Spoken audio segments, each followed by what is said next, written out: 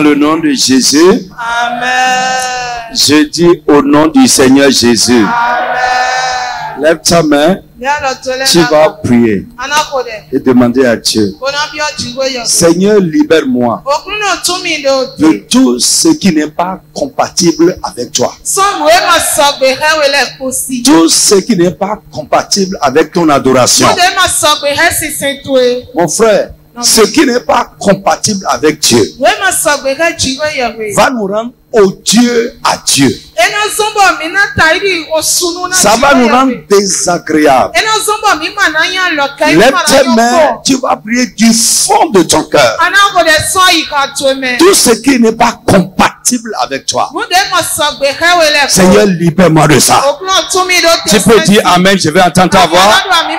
Élève la voix, commence à prier au nom de Jésus de Nazareth.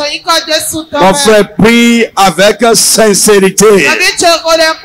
Tout ce qui n'est pas compatible avec toi. Tout ce qui n'est pas compatible avec ta nature. Seigneur Jésus, libère-moi de ça. Ta prière manque de sincérité. Ta prière manque d'engagement. Tout ce qui peut me rendre désagréable. Les choses avec lesquelles tu n'es pas d'accord. Tout ce qui ne va pas avec ton adoration. Seigneur, libère-moi de ça, libère-moi, libère-moi, libère-moi. Jésus, libère-moi. Seigneur, libère-moi. Mon Dieu, libère-moi. Tout ce qui n'est pas compatible avec toi. Tout ce qui n'est pas compatible avec ton adoration. Je t'en supplie, Seigneur Jésus. Libère-moi, libère-moi, libère-moi, libère-moi, libère-moi, libère-moi, libère-moi. Prie, insiste. Insiste, insiste, insiste. Insiste. Seigneur, libère-moi. Jésus, libère-moi. Mon Dieu, libère-moi. Ce que je connais ou ce que je ne connais pas. Ce que l'ennemi a caché dans ma vie. Les choses dans lesquelles l'ennemi m'a enfermé. Et qui ne sont pas compatibles avec toi. Seigneur, de m'en libérer. Set me free, set me free, set me free, oh Lord. Continue à prier, mon frère. Tout ce qui peut faire que tu vas rejeter mon adoration. Prie, prie, prie, prie, prie, prie, prie, prie, prie. Prie. Cette requête est très importante. Si tu es avec toi dans ta vie, ou si tu es dans les choses qui sont incompatibles avec le Seigneur, ça va t'éloigner de lui, ça va te rendre désagréable à lui. Il ne peut pas accepter ce qui vient de ta main. Dis Jésus, libère-moi, libère-moi, libère-moi, libère-moi. Pray, pray, pray, pray, pray. Seigneur mon Dieu, dans ton amour, libère-moi. Il y en a qui me dépassent, qui sont plus forts que moi. Il y en a qui me dominent, Seigneur. Libère-moi, libère-moi de ça. Je veux te plaire, Seigneur.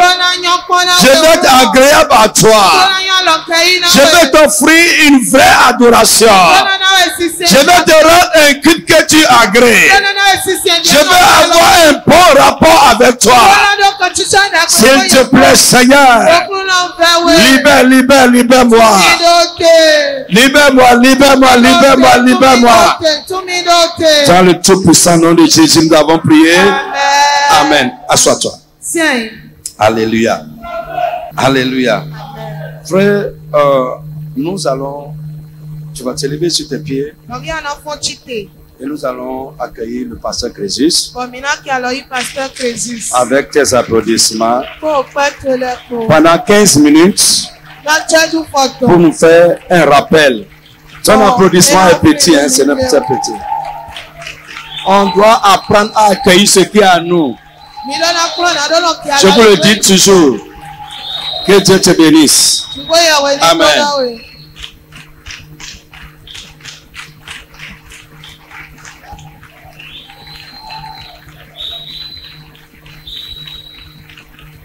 Amen. Nous pouvons nous asseoir.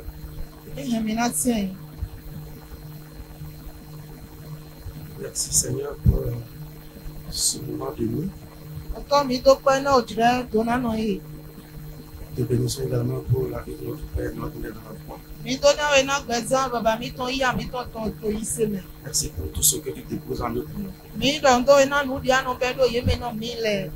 J'ai 15 minutes pour faire un rappel de ce que nous avons. Je rappelle que nous sommes dans un thème intitulé les bénédictions de la bénédiction. Les bénédictions de l'adoration.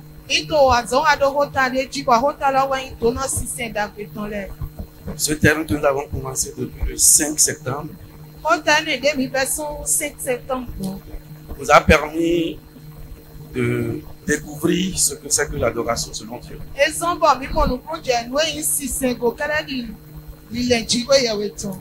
De connaître comment il faut adorer Dieu. À travers ce thème également, nous a enseigné les types de rapports qu'un homme peut avoir avec Dieu.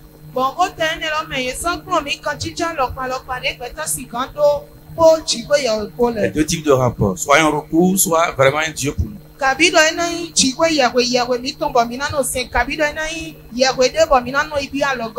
À travers ce thème également, nous avons vu les différents gestes d'adoration. Les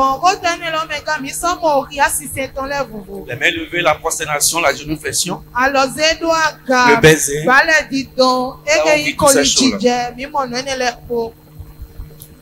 Nous avons également parlé de la vraie adoration. Qu'est-ce que c'est? On nous a dit ici que la vraie adoration, c'est cette adoration qui est faite selon les principes établis par Dieu. Et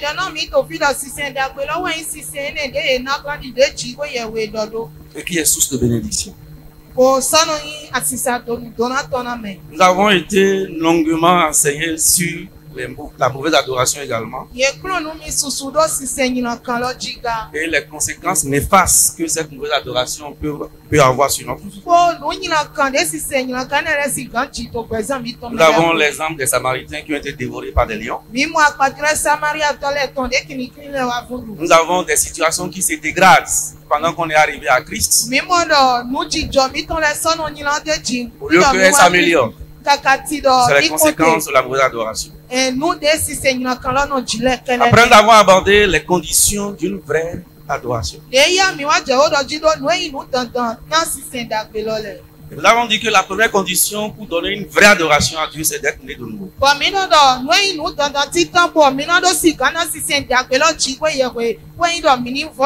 Et quand nous sommes nés de nouveau, il y a aussi des choses à éviter. Que nous avons dénommé les distractions.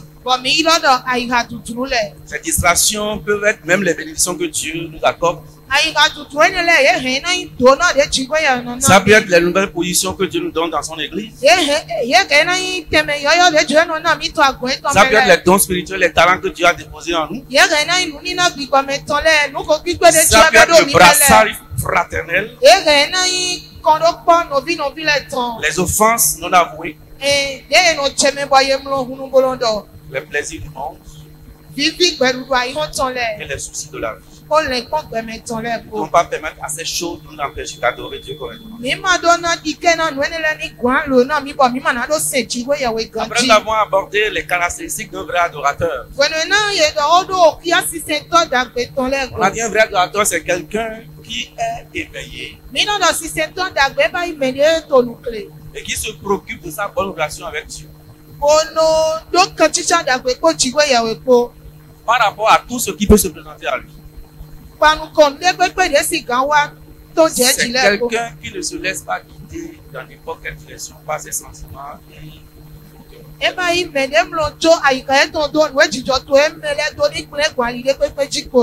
La Bible également dit que c'est quelqu'un qui ne rejette pas les avertissements de Dieu.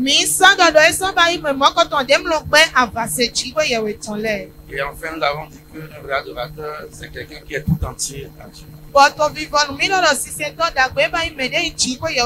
Et qui n'hésite pas à demander de l'aide lorsqu'il constate qu'il est en train de sombrer dans sa vie spirituelle. Après, nous avons abordé d'autres points. À savoir couper avec notre passé. Parce qu'un passé non traité, un passé que n'a pas coupé, est nuisible à notre vie d'adoration. Donc nous devons complètement couper avec notre passé. Parce qu'avant de venir à Christ, nous avions notre manière de vivre. Et la Bible dit que le sang de Christ nous a racheté des vaines manières de vivre que nos parents nous ont léguées.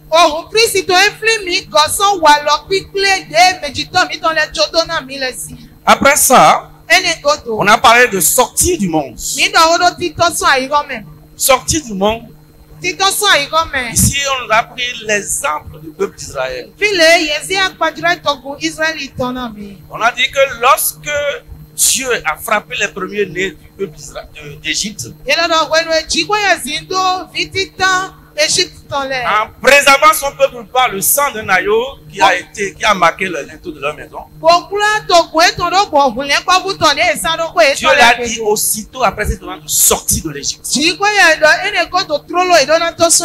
Et la leçon qu'on en a tirée, c'est qu'après être sauvé, lorsque nous sommes sauvés par le sang de Jésus, nous devons automatiquement sans tarder sortir du monde. Et on nous a expliqué que Canaan n'était pas le but. Mais Canaan était une promesse dont l'accomplissement dépendait de la manière dont le peuple délivré adorerait Dieu.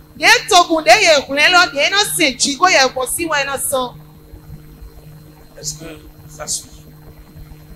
Nous sommes en train de faire un résumé sexuel. On nous a dit alors sortir du monde. Qu'est-ce que nous ne comprenons pas sortir du monde? On nous a expliqué ça. On nous a dit le monde d'où nous devons sortir. Ce n'est pas le monde physique. Mais c'est le monde spirituel et le monde moral. Le monde étant la somme, l'ensemble des mauvais désirs, l'orgueil de la richesse, les convoitises et tout ce qui est incompatible avec la vie de Dieu. Et l'apôtre, pour nous faire comprendre l'avantage, ce que c'est que ça, le monde. Nous a parlé de 4 facettes du monde que la Bible désigne clairement. La première facette du monde est symbolisée par l'Égypte, qui représente les religions orientales. Les religions orientales. L'Orient. Qui représente également la magie, les groupes mystiques. Rose-bois, franc-maçonnerie. Et tous ces groupes-là qui mettent l'humanitaire au devant. Pour travailler pour le monde des ténèbres. C'est aussi les joies mondaines. On a dit aussi que les gens représentent aussi l'oppression. Frère, quand tu es oppressé, tu ne peux pas adorer Dieu. C'est pourquoi je prie que tout ce qui t'oppresse, tout pouvoir d'oppression, tout autel qui a reçu mission de nous oppresser, nous ne n'adorons pas Dieu. Que cette nuit, le sang de Christ qui a été versé l'anéantisse au nom de Jésus.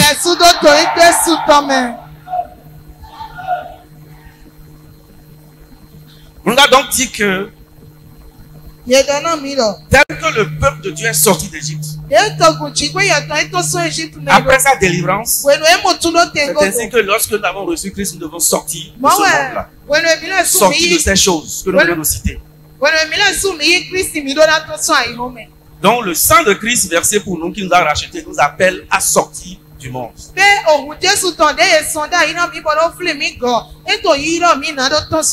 La deuxième facette du monde qu'on nous a enseigné est symbolisée par la ville de Ur. On dit que cette ville représente les traditions, les coutumes familiales et ancestrales, les coutumes et pratiques anti-bibliques de nos origines. Nous ne pouvons pas être en Christ et continuer d'observer ces pratiques et continuer de pratiquer ces coutumes, ces traditions. Et on a vu l'exemple d'Abraham. Pour que Dieu fasse en lui et par lui ce qu'il a envie de faire, il a dû sortir de la maison de son père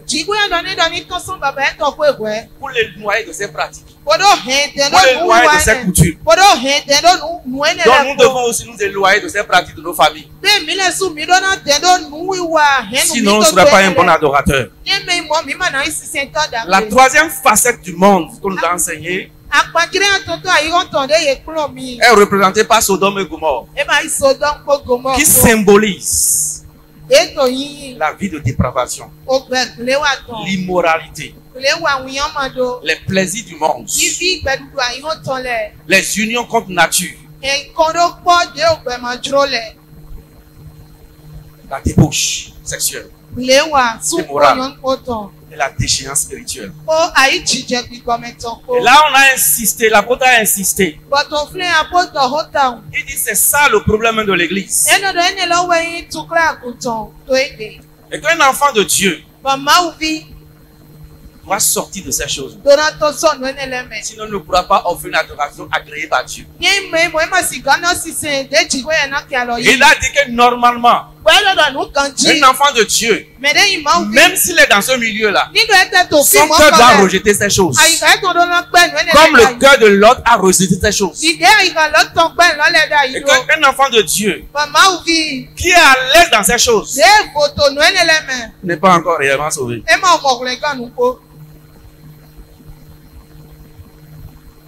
Et que nous devons sortir de ces choses-là. Et la quatrième facette que nous avons entamée hier est symbolisée par Babylone. Et Babylone ici représente les religions traditionnelles qui sont en fait un mélange de ce qui apparemment est biblique et ce qui ne l'est pas. C'est un mélange. C'est du syncrétisme. On a dit que c'est de l'idolâtrie. C'est du satanisme. C'est l'adoration des anges, c'est l'adoration des statues. C'est l'adoration des gens qu'on a proclamés nous-mêmes saints.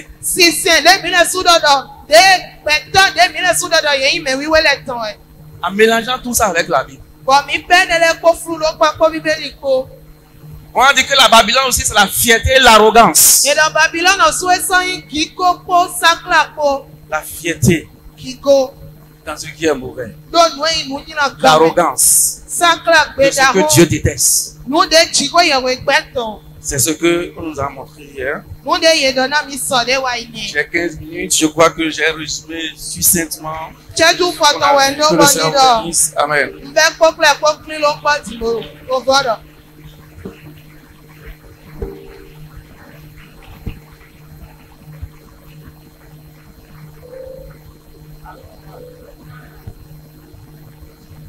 Alléluia. Amen. Bien, nous irons très rapidement. Alors, ce soir, Nous allons aborder un autre élément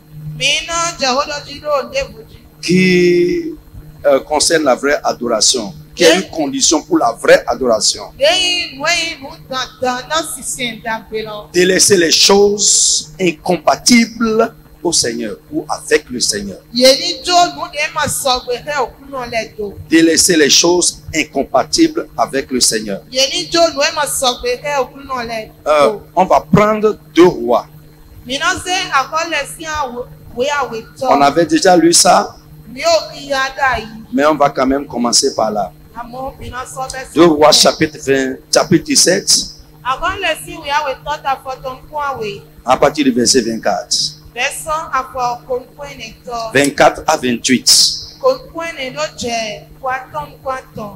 Le roi d'Assyrie fit venir de Babylone, de Cuta, d'Ava, de Hamath et de Sepharvaïm.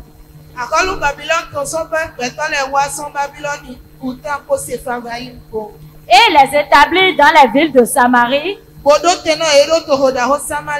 la place des enfants d'Israël. Ils prirent possession de Samarie et ils habitaient dans ces villes.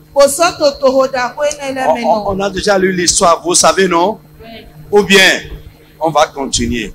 Frère, écoute-moi. L'adoration des divinités de ce monde.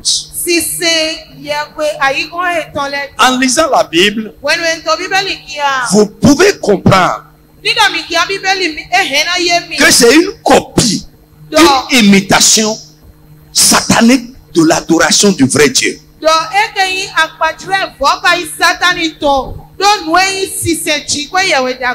Frère, même dans le monde, personne ne peut adorer une divinité avec des éléments ou des usages qui sont incompatibles avec cette divinité. Je reprends. Personne ne peut adorer une divinité avec des éléments ou des usages qui sont incompatibles avec cette divinité. Frère, je prends par exemple, si on parle par exemple de Opha, ce que on parlons des choses de chez nous ici. Même si tu mangeais de l'huile rouge, et on dit que le Opha ne mange pas l'huile rouge. Le jour où tu acceptes de prendre ça, l'usage de l'huile rouge est banni de tes usages. Écoute-moi, frère, nous sommes béninois et nous sommes en Afrique. Nous connaissons les divinités. Et j'ai dit que l'adoration des divinités, frère, c'est une copie.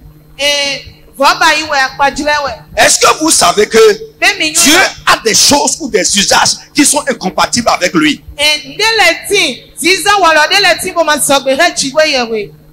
C'est une question, c'est une question. Ou bien tout va avec lui. Il y a des choses qui ne vont pas avec lui. Que Dieu t'enseigne ce soir. J'ai dit premièrement, à retenir, personne ne peut adorer une divinité avec des choses ou des usages qui sont incompatibles avec cette divinité. Pour adorer une divinité, alléluia, et recevoir les bénéfices qui doivent en découler, nous devons absolument abandonner les choses et les usages qui sont incompatibles avec cette divinité.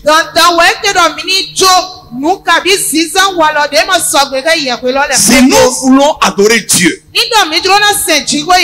convenablement, l'adorer comme il l'a prescrit, nous devons abandonner, délaisser tout ce qui est incompatible avec notre Dieu. Les choses qui ne vont pas avec lui. Frère, adorer une divinité avec les choses qui ne sont incompatibles est une provocation, et cela entraîne des effets néfastes. C'est provoquer cette divinité. Frère, je prends les interdits. Les interdits. Quand Israël est sorti d'Égypte, il a eu la victoire sur de grandes nations. Mais devant Haï, une petite ville, quand les enfants d'Israël voulaient aller combattre Haï, Josué a méprisé Haï. Parce qu'il voyait que c'est une petite ville. Il a choisi seulement quelques personnes. Et vous allez régler son sort. Allez finir vite avec lui, on va continuer le chemin.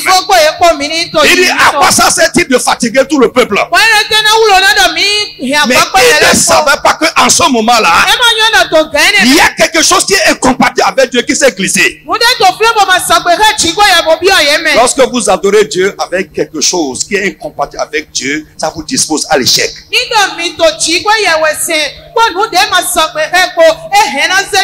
Beaucoup de chrétiens sont en train d'échouer aujourd'hui parce qu'ils sont vautrés dans des choses incompatibles avec le Dieu. Les gens qui ne peuvent pas te vaincre vont te vaincre. Les portes qui sont ouvertes comme ça vont se fermer. Parfois, tu vas penser que Dieu est encore avec toi alors qu'il s'est déjà retiré. Pourquoi? Parce que quelque chose qui est incompatible est avec toi. Quel était le problème d'Israël en ce moment? C'est parce qu'il y a un seul homme que Dieu nous enseigne. Un seul homme qui avait sur lui, c'est Akan, qui avait sur lui quelque chose que Dieu a interdit. Alléluia. Amen. Frère, ce que je te dis ce soir, c'est le problème de la faiblesse. Frère, quelque chose qui est incompatible avec Dieu nous dépouille de la puissance de Dieu. Nous sommes forts par la puissance de Dieu. Nous sommes forts par la force de Dieu. Si la force de Dieu te laisse, c'est fini. Tu deviens comme un homme naturel. Alléluia. Amen. Vous connaissez l'histoire. Frère, quand ils sont allés, la Bible dit que Israël a pris la fuite devant Haï, a tourné le dos à ses ennemis. Le diable connaît les principes spirituels plus que nous. Va adorer Dieu. Mais il fait tout. Et il est rassuré que dans ta poche là, qu'il y a quelque chose que Dieu a, que Dieu a interdit, ou quelque chose qui est incompatible avec ton Dieu.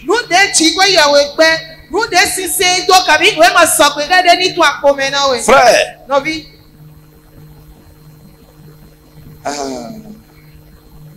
Balaam savait ce que je dis là. Quand il a essayé d'attaquer Israël, de maudire Israël, ça n'a pas marché. Avant de se séparer de Balak, il lui a dit, tant qu'ils sont là, je ne trouve rien d'incompatible avec eux. Et il est là pour éloigner Dieu. Il dit, pour les vaincre, il faut éloigner leur Dieu. Pour les vaincre, il faut éloigner leur Dieu d'eux.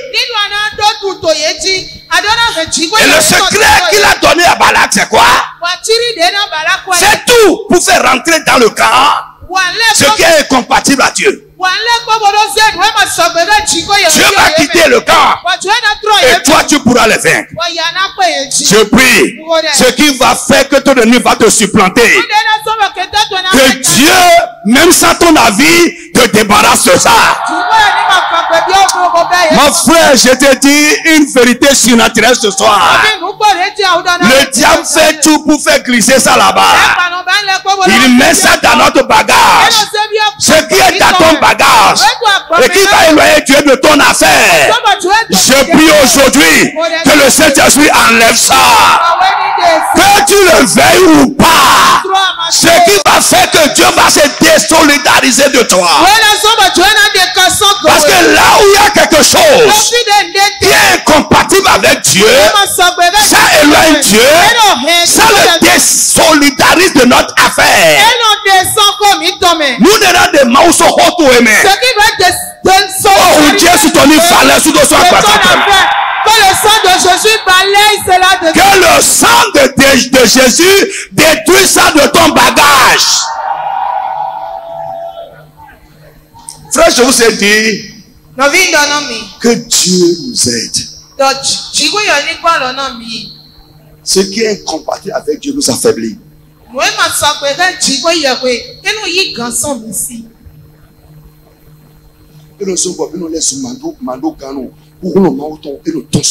Ça nous affaiblit et ça nous dépouille de la force de Dieu.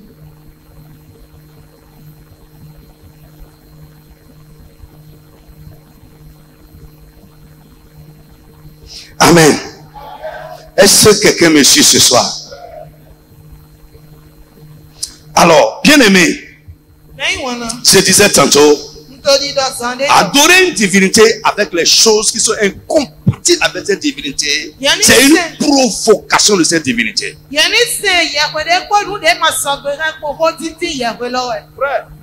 Vous savez comment on livre une personne à une divinité? Dieu aveugle de ce monde.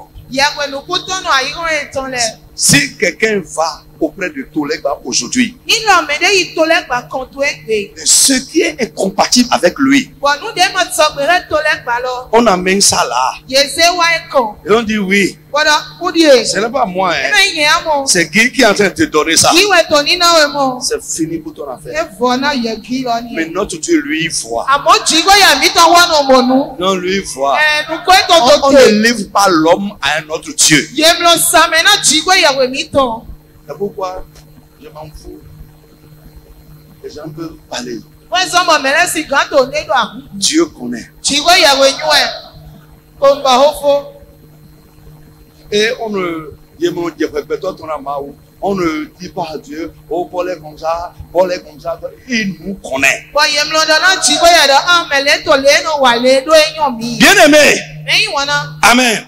Si vous prenez par exemple l'histoire qu'on vient de lire, le problème de ces gens déportés, que le roi d'Assyrie est venu installer à Samarie. Le problème c'était quoi? La Bible dit clairement, ces gens-là ne savaient pas comment adorer l'Éternel. Et puisqu'on ne leur a pas appris ça, c'est un nouveau Dieu pour eux. Ils ont commencé à adorer l'Éternel, le Dieu de Samarie, avec des choses qui sont incompatibles avec lui.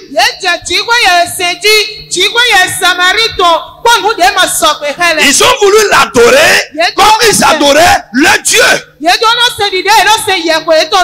Frère, devenir chrétien, c'est une conversion. C'est une conversion. Vous ne pouvez pas adorer Dieu. Le nouveau Dieu. Ce n'est pas le Dieu de votre monde d'alors. Le vrai Dieu, Jésus-Christ. Comme vous adorez les gens dans le monde, ce n'est pas possible. Dieu s'est senti provoqué. Il a réagi. Pourquoi? Ces gens lui donnaient ce qui ne mange pas.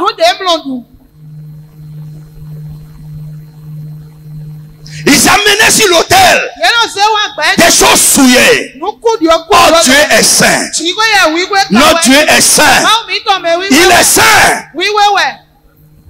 Dieu a envoyé des lions pour les dévorer. Le roi d'Assyrie, un païen, il dit, mais comment on peut adorer Dieu? Et il va envoyer encore des lions. Lui qui est bon, qui fait du bien. Puisque lui-même a un Dieu qui l'adore. Et il sait que si on amène des choses incompatibles là-bas, ça amène des réactions. Il a compris que certainement ces gens-là sont en train d'offrir à l'éternel des choses que l'éternel ne mange pas.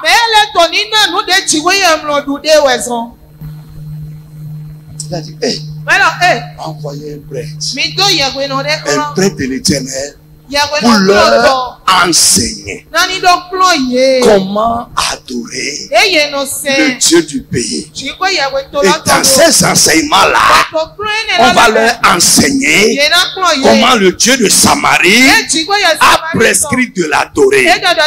Qu'est-ce qui va avec lui et qu'est-ce qui est incompatible avec lui. Point.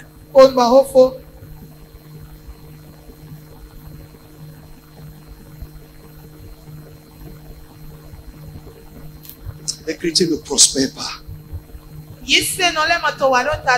Quand Dieu nous a promis la prospérité, nous sommes malades. Quand notre Dieu est le Dieu qui guérit. Nous sommes humiliés quand notre Dieu c'est lui qui élève. Les bénédictions de l'adoration sont rares dans notre vie. Ce que notre Dieu fait à ceux qui l'adorent, on ne voit pas ça dans notre vie.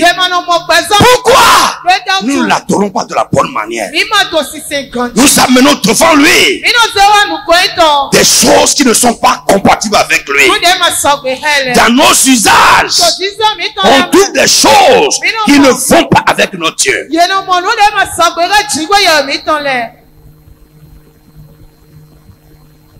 Frères, mes yeux sont ouverts.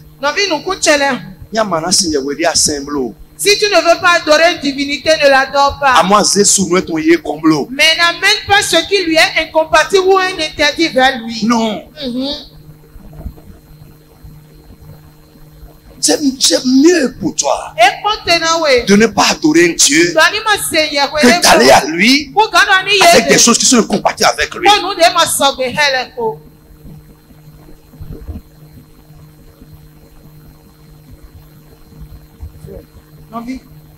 Écoute, frère, c'est notre Dieu seul. On adore comme ça. Waya, waya. Oui, oui. Le diacre sait comment il adore ton Dieu. Non. Écoute, enlève ça de ta bouche aujourd'hui et pour toujours. Et pour toujours. Ce n'est pas chacun sait comment il adore son Dieu. Nous devons l'adorer de la même manière parce qu'il y a une seule manière de l'adorer et comme lui, il a prescrit. Point. Chacun sait comment il adore son Dieu. C'est faux.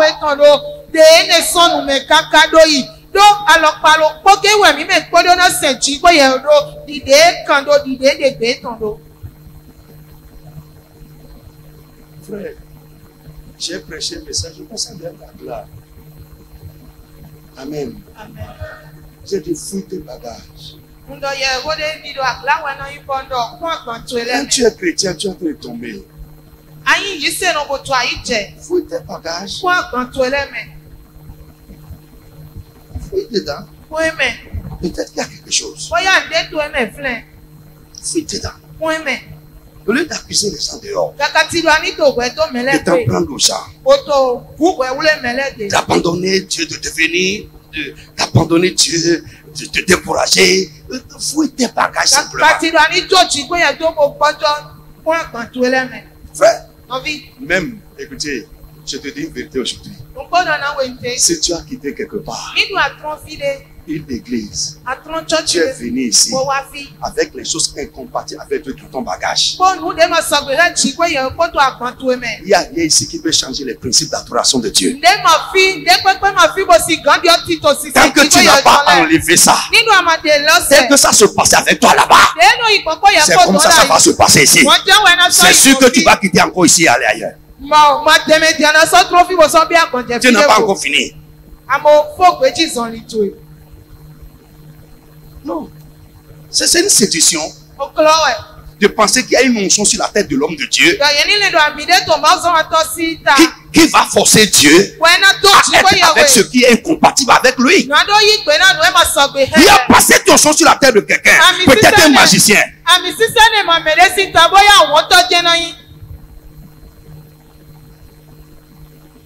Frère, nous devons, je crois et je redis, les premières choses qu'on doit enseigner à un nouveau converti, c'est comment adorer Dieu. Parce que même si tu es en train de prier Dieu avec des choses qui sont incompatibles avec Dieu, ça ne marchera pas. Quel Dieu va exaucer cette prière?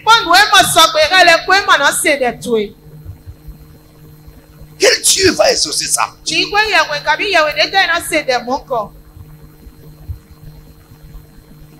Peut-être Satan pour t'endurcir. Oui, tu vas regarder, malgré ça, tu es en train de frère.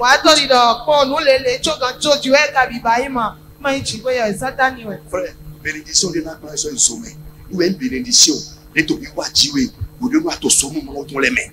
La bénédiction qui va t'apporter en enfer, qui va t'amener en enfer, c'est cette bénédiction qui vient sur toi pendant que tu es avec les choses incompatibles de Dieu.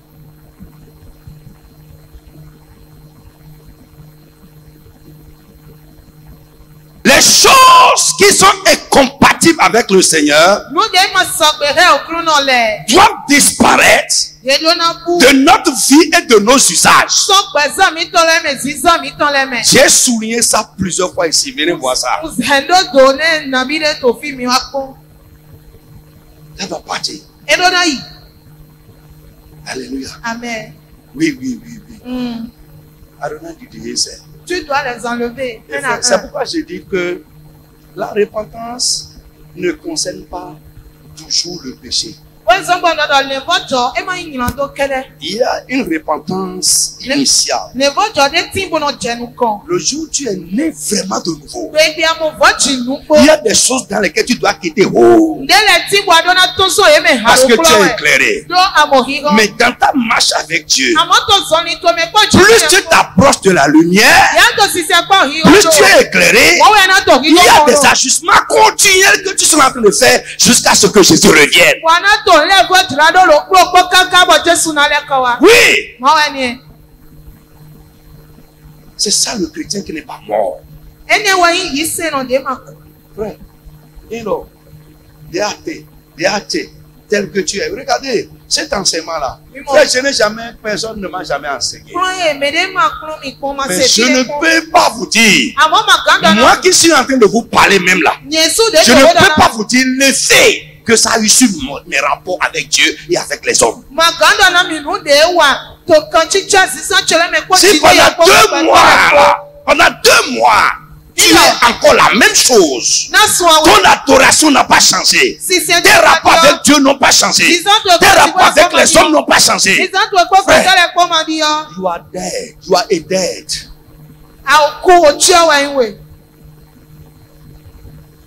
Le mort ne changera jamais rien. Ce qui va arriver au monde, c'est de pourrir encore, de pourrir encore, de pourrir encore. Maman dit qu'elle dit pourrir. Que Dieu ne permette pas que tu pourrisses. Il y a des gens du ciel, rien ne leur dit rien. Ils vont t'écouter pendant qu'ils écoutent.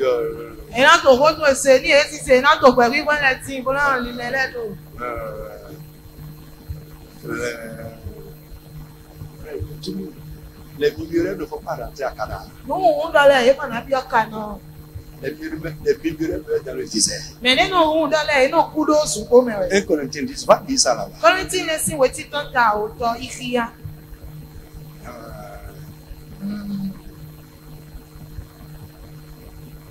Alléluia. Amen.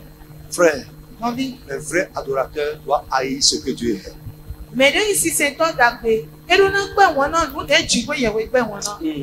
Écris ça au rouge. Amen. Amen. Amen. Bien aimé. Le Seigneur a mis ses adorateurs en garde contre certaines choses et contre certains types cette personne. Elle dit, prenez garde aux faux circoncis. Prenez garde aux chiens. Je vous ai parlé de tout ça. Hein? Prenez garde, prenez garde. Frère, tu feras mieux de prendre ces mises en garde de Dieu au sérieux. Donc je dis, le Seigneur nous a mis en garde. Il a mis ses adorateurs en garde contre certaines choses et contre certaines personnes. Ces choses et personnes sont incompatibles avec le Seigneur. Elles sont incompatibles avec la vraie adoration. Le Seigneur nous a défendu certaines choses qui sont incompatibles avec lui. Et nous ne pouvons pas l'adorer avec ces choses. Allez, rapidement, nous allons voir quelques éléments incompatibles avec le Seigneur et avec l'adoration du Seigneur. Rapidement, rapidement. On a déjà parlé de ces choses, on a parlé des conditions de la vraie adoration. Le monde. Alléluia. Le monde fait partie des éléments incompatibles avec le Seigneur et avec l'adoration du Seigneur. Prenez Jacques 4:4. 1 Jean 5:17. Nous avons beaucoup parlé sur ça, on ne va pas revenir sur ça. Autre chose qui est incompatible avec le Seigneur, c'est l'orgueil. Un orgueilleux ne peut jamais être un vrai adorateur. Parce que l'orgueil n'est pas enseignable. Non, non, il n'est pas enseignable. L'orgueil n'est pas enseignable. Alléluia. Lisez avec moi rapidement. Proverbe 31, verset 24. Vite, vite, vite, vite. Amen. Amen. Proverbe 24. 31, 24. Amen. Amen. Quelqu'un d'autre n'a qu'à prendre Proverbe 21, 24. Vite, vite. Proverbe 31, 24. L'orgueilleux, le hautain s'appelle un moqueur. Il agit avec la fureur de l'arrogance. Amen. L'orgueilleux, il s'appelle quoi? Le moqueur. Le moqueur, selon la Bible, ce n'est pas celui qui insulte quelqu'un, mais c'est celui qui ne fait aucun cas des choses de Dieu. Il s'en fout. Quand il entend, il jette. C'est Psaume 31, 24. Vite. Il jette ça derrière. Comment?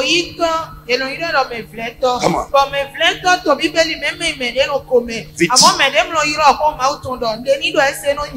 Psaume 31, 24.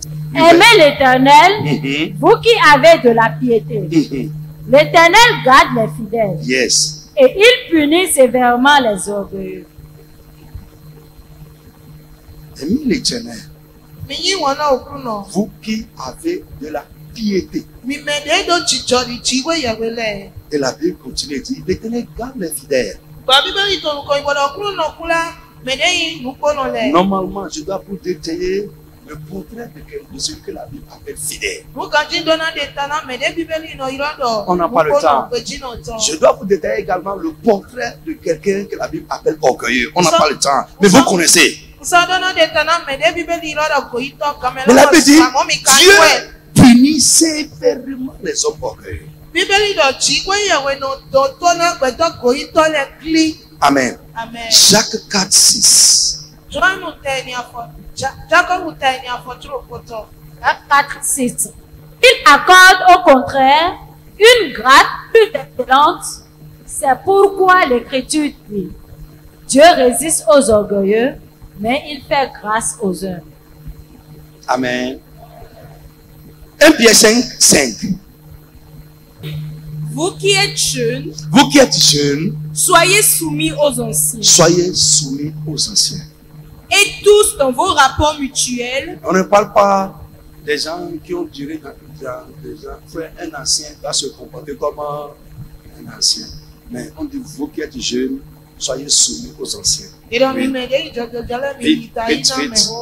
vous tous dans vos rapports mutuels. Dans vos rapports mutuels. Revêtez-vous d'humilité. Revêtez-vous d'humilité. Dans vos rapports mutuels, revêtez-vous d'humilité. Dans vos rapports mutuels, revêtez-vous d'humilité. Soyez humble. Dans vos rapports mutuels, soyez humble. Les mains.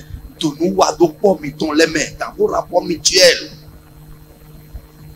dans vos rapports fraternels, revêtez-vous d'humilité. Quand tu as fait du tort à quelqu'un, reconnais que j'ai fait du tort et demande pardon.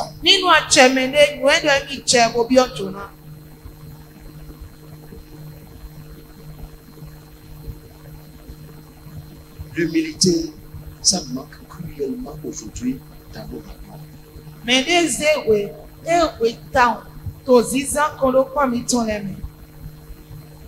C'est Dieu seul qui fait comme ça. C'est Dieu. Mais les pépés matin, on a trois lois collées. Il y a personne qui peut taper la poitrine comme ça et dire moi.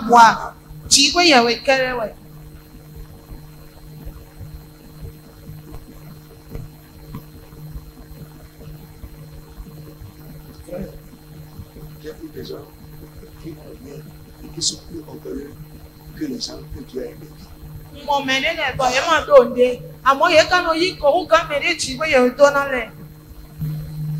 Amen. Donc l'orgueil, que Dieu nous délivre de l'orgueil.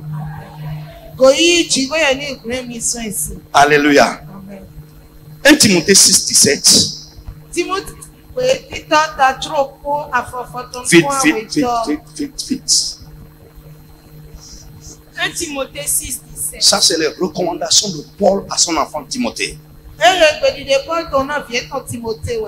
Recommande aux riches du présent siècle. Recommande aux riches, les gens que Dieu a bénis, les riches du présent siècle. Dis-leur. De ne pas être orgueilleux. Dieu va te bénir. Mais ne sois pas orgueilleux. Dieu va t'élever. Mais ne sois pas orgueilleux. Amen. Allez, 3. Les choses qui souillent.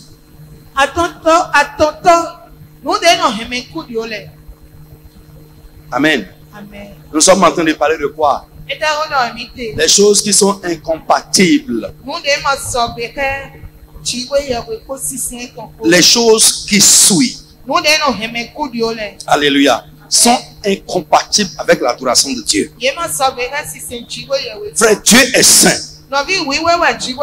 Tout ce qui salit l'homme, tout ce qui souille l'homme est incompatible avec sa nature. Amen. Frère, Dieu est saint. Il dit, vous serez saint car je suis saint.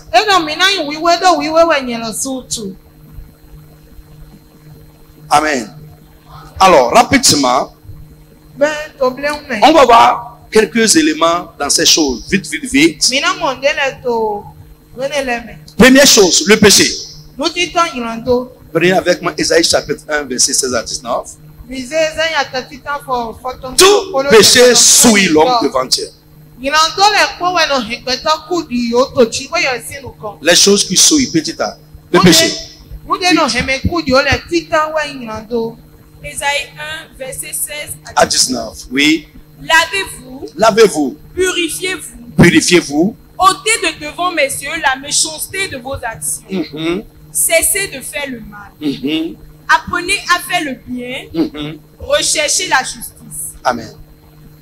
Est-ce que, écoute-moi aujourd'hui, frère, oui, écoute, quand nous invoquons ça, Jésus lave-moi. Je vais te dire une vérité cardinale. Retiens ça. Le sang de Jésus ne lave pas quelqu'un d'un péché dans lequel il est encore.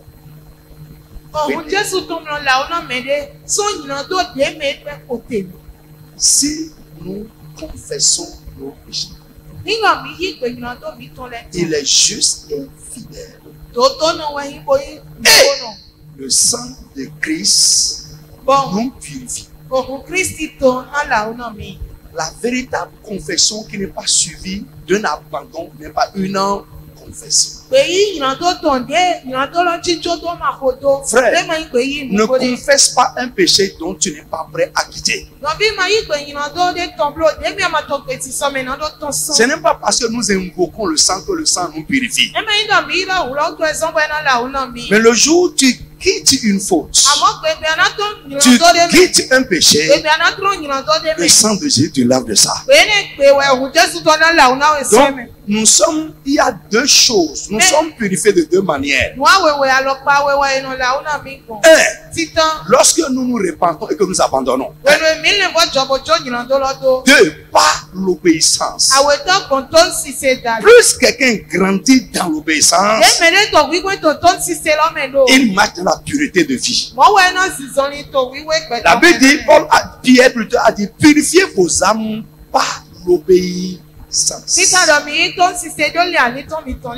Alléluia. Frère, écoute-moi. Le péché souille. Le péché corrompt. Alléluia. Bien aimé, le péché est incompatible avec la nature de Dieu. Nous devons lutter en permanence contre le péché dans notre vie. Si nous voulons être bien vus de Dieu. Frère, ça ne veut pas dire que tu es sans péché. C'est le jour où Jésus reviendra. Lorsque nous aurons la rédemption du corps. Ça, c'est un autre mystère. La rédemption du corps. Lorsque nous serons dévêtus de ce corps et revêtus un corps céleste, que nous serons sans péché. Mais le chrétien doit lutter en permanence contre le péché dans sa vie. Nous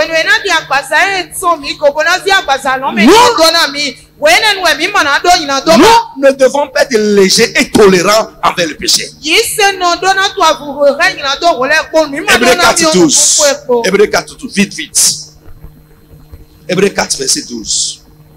Hébreux 4, 12. Oui. Car la parole de Dieu est vivante et efficace. Hébreux 12, 4. Sorry. 12, 4. Hébreux 12, 4. Oui, 12, 4. Vous n'avez pas encore résisté jusqu'au sang. Vous n'avez pas encore résisté jusqu'au sang. En luttant contre le péché. En luttant contre le péché. On doit faire quoi contre le péché? Quelqu'un dit lutter contre le péché. On doit lutter contre ça. La Bible dit, vous n'avez pas encore résisté jusqu'au sang. En luttant contre le péché. Alléluia. Amen. Frère, prenez ces versets-là avec moi à cause de notre temps. 1 Jean 3, verset 5. Les versets-là nous montrent la nature de Christ. 1 Jean 3, 5. 2 Corinthiens 5, 21. Je dis 1 Jean 3, 5. 2 Corinthiens 5, 21. Et 1 Pierre 2, verset 2 à 23. Ces passages nous montrent la vie sans péché de Jésus. Ces trois passages-là. Et c'est à cette vie-là que nous devons aspirer et tendre. Autre chose. Amen. Alors, frère, donc je dis la reconnaissance de notre souillure personnelle. Comme la sœur l'a dit tout à l'heure, la reconnaissance, nous devons reconnaître. Et l'auto-purification conséquente va nous qualifier pour être des vrais adorateurs. B.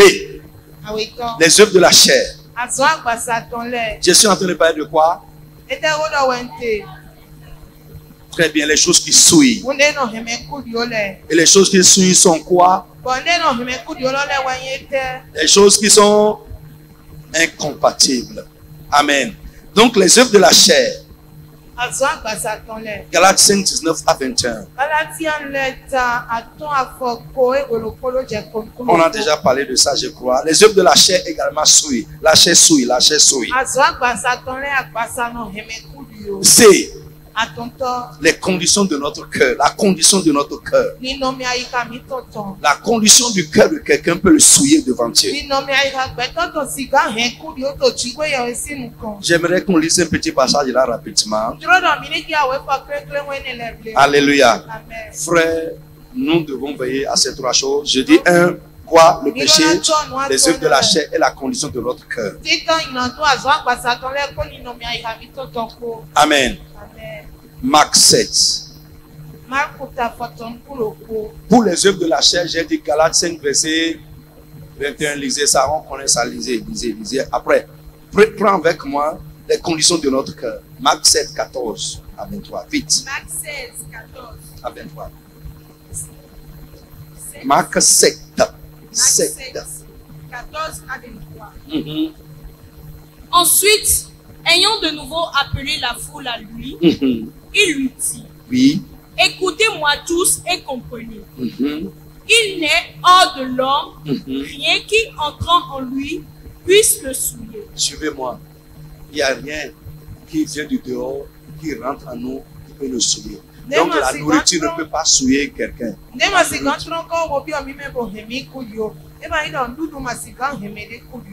Bon, vas-y. Mais ce qui sort de l'homme, c'est ce qui le souille. Oui. Si quelqu'un a des oreilles pour entendre, qu'il entende. Lorsqu'il fut entré dans la maison, loin de la foule, ses disciples l'interrogèrent sur cette parabole. Il leur dit, vous aussi, êtes-vous sans intelligence? Ne comprenez-vous pas que rien de ce qui est du dehors entre dans l'homme ne peut le souiller?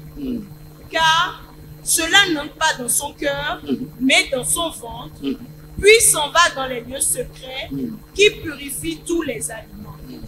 Il dit encore, ce qui sort de l'homme, c'est ce qui souille l'homme, car c'est du dedans, du cœur des hommes, que sortent les mauvaises pensées, les adultères, les impudicités, les meurtres, les vols, les cupidités, les méchancetés, la fraude, le dérèglement, le regard envieux, la calomnie, l'orgueil, la folie. Toutes ces choses mauvaises sortent du dedans et souillent l'homme. Amen. Frère, je demande comme un exercice. Prends Marc chapitre 7. Verset 14 à 23. Et surtout du 21 à 23. Et mentionne les choses là un à un. Et regarde ça. Quand c'est là, ça te salit. Alléluia. Amen. Dernier élément que nous allons marcher, nous allons parler dans les conditions de la vraie adoration. Marcher par l'esprit.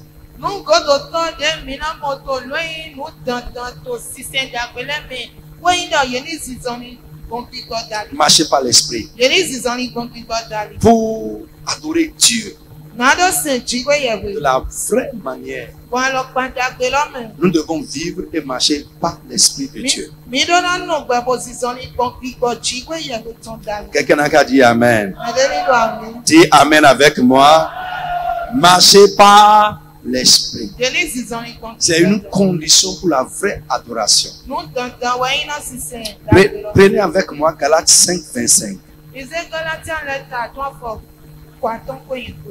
D'abord, prenez Philippiens 3. Avant ça, Philippiens 3, 3.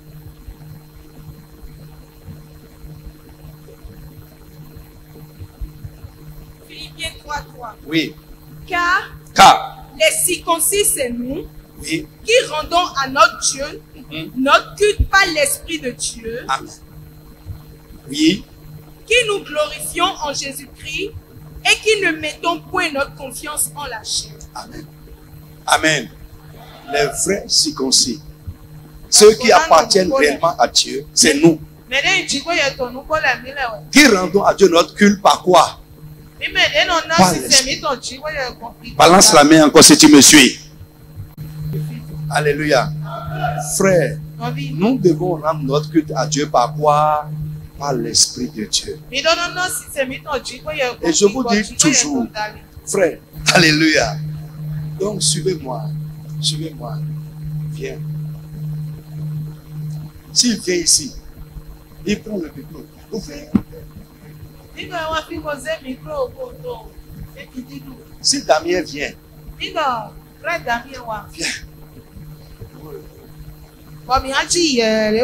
Ce que vous avez fait ici, là, vous avez fait ça selon la chair. Si vous l'avez fait par l'esprit, votre réaction sera... Regardez, quand un étranger vient dans une église, les gens sont plus... C'est qu'on dit, il est le Seigneur des Seigneurs, personne ne dit Amen. Il est le Roi des Rois, personne ne dit Amen. Le Seigneur est vivant, il te bénira, personne ne dit Amen. Mais il faut que quelqu'un vienne. Vous dites, il est le Dieu des vivants.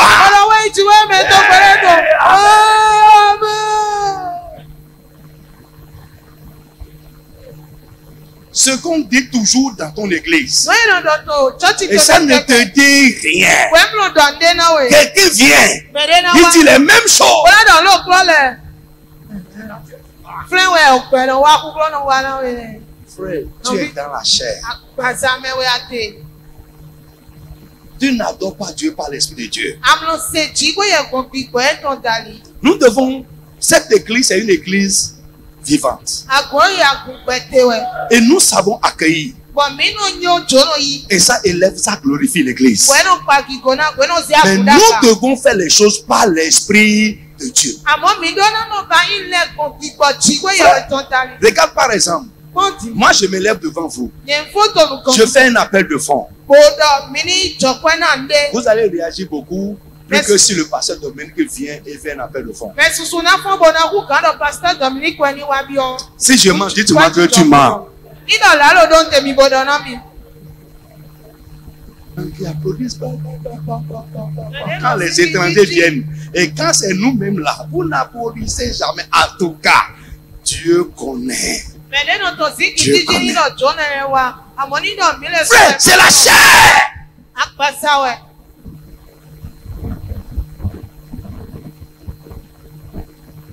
Quand je vais quelque part, et les gens sont chauds. Je dis toujours, j'espère que quand votre papa prend le micro, ou quand un pasteur de l'église prend le micro, quand un frère prend le micro, vous êtes aussi enthousiaste comme ça. Tu n'as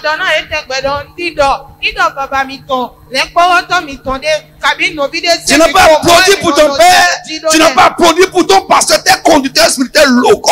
Mais c'est pour un étranger, là tu applaudis fort.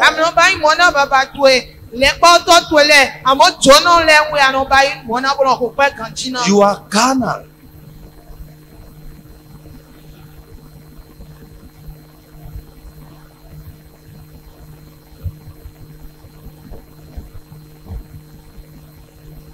Amen.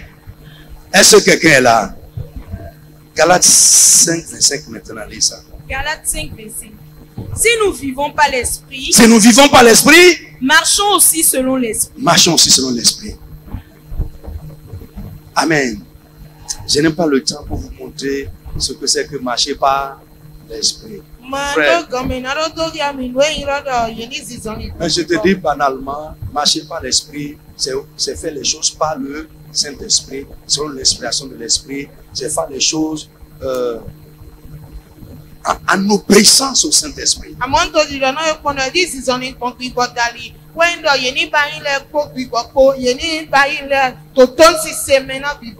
Bien-aimé, je crois que cet enseignement va changer notre adoration.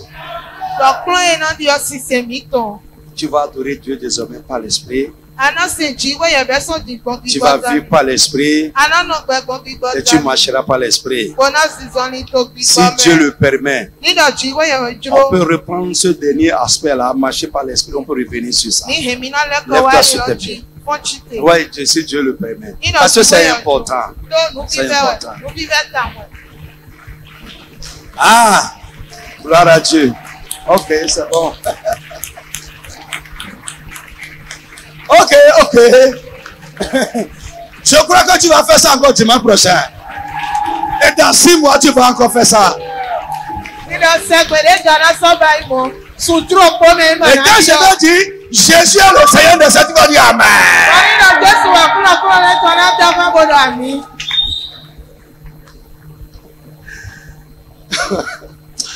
Jésus de Nazareth. Que Dieu nous ouvre les yeux. Amen. Ah, Dieu au ciel, il nous regarde. Les enfants là.